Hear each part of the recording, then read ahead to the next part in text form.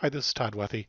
This little presentation is to provide the users of the MMS Contact List a little bit background on where the list came from, how it runs, how it works, and things like that. So kind of informal here. I'm going to go through a slide or two here, and then I'm going to jump into the tool and run the tool for you so you can get some idea of how it actually is supposed to work.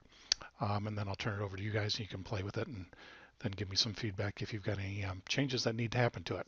When I first started working with the MMS group, the requirement was to leverage the existing contact list that had a number of names of people that have attended prior shows for the MMS, or maybe some other different ways of getting the input. But we had an Excel spreadsheet that had a list of a number of folks in there that were contacts for the MMS. We also had a separate list of email addresses. These email addresses were sometimes duplicates of what we had in the contact list. So one of the intents or one of the requirements here was to combine the physical address list with the email address list, so we'd have one point of contact for all of that information for the individuals that we deal with in the public. Another requirement that we had is that we had to be able to then extract the emails back out of that list specifically so we could send those out in distributions back out to the public via email. So this tool, this Excel tool now will handle all of that. So let me walk you through this tool and give you an overview of how it's supposed to work. Okay, so here is the contact list document. It's an Excel spreadsheet that I've ended up creating for use of the physical addresses and the email addresses for all of our public contacts. The name of the document is MSS Show Address Mailing List 1.xlsm. The XLSM is an Excel spreadsheet with macros embedded in it. So when we click on this create email list button down here on the page, it's going to run a macro in the background that will actually create that email list. So when you first open it up, you may be asked to enable the macros. You want to say yes for this particular document, or else you won't be able to run that, that email list.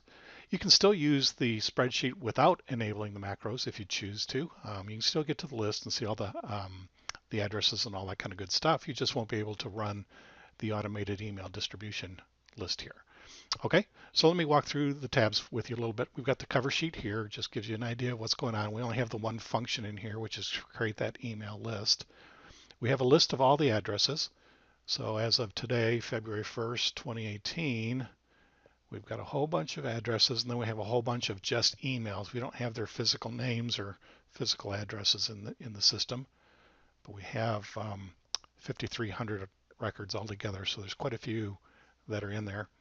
Then I've created this changelog tab that just identifies what changes I've made to the document, so I can keep track of things as they go move forward, make sure we don't get different versions of the document out there in different hands, and then try to figure out who's got the most recent one. Okay, back to the cover list. When we run this macro, what it's going to do is going to run through the list of all the contacts here, and it's going to look for any record or any person in here that has an email associated with it. And it's going to grab that email and put it into another tab. It's going to generate a fourth tab in here called emails. And it's going to take blocks of 300 of these emails and put them together. Talking to John Peters, who currently does the email distribution, he's got limitations in his email system on how many emails he can send out in a day. So right now we think it's about 300. So I've set it up so we can generate blocks of 300 of these emails. Then he can just copy those, dump them into the email, and send those off. Okay, so I'm going to go ahead and run this macro, and we're going to watch this for just a little bit, and we'll go from there.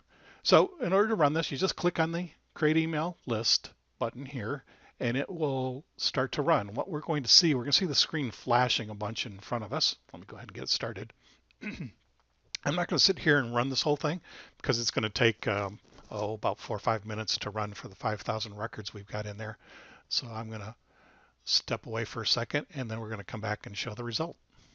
Okay, so now the macro is done running, so we can go off and take a look. We can see now that we've created a new tab in here called Emails. If I click on that tab, we can see that there's a number of different cells in here that have been populated with these blocks of 300 emails per block. What do we have in here? We've got 9 different blocks. The last one's just a partial block, so it's not full all the way up. So 8 times 300, we've got 2,400 emails in there, plus whatever's in that last one down there. So 2,600 different emails we've got in there. So now a user who wants to send out a email distribution, they can just copy one of these blocks of 300 emails, open up a new email, and paste them in there.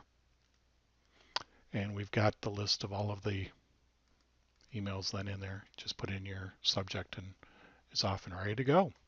So if you have to break it down to 300, you can send out to, the 9 different emails that it would have to take to send those things out to get that done. If we need to change those numbers, we can do that. If we need to make that a parameter where someone, we can just enter it on the fly, I can certainly change the macro to do that as well if we want to. So just let me know, play with it a little bit and see if there's any other changes you'd like to see in the system, and we can go from there. Now, when I distribute this out, it will have the email tab in there already populated with whatever's coming out of the list that when I send it out. So it probably wouldn't help you any to run that macro unless you add any more names to the list. And if you do that, you should probably send them back to me so I can make sure I've got that information as well.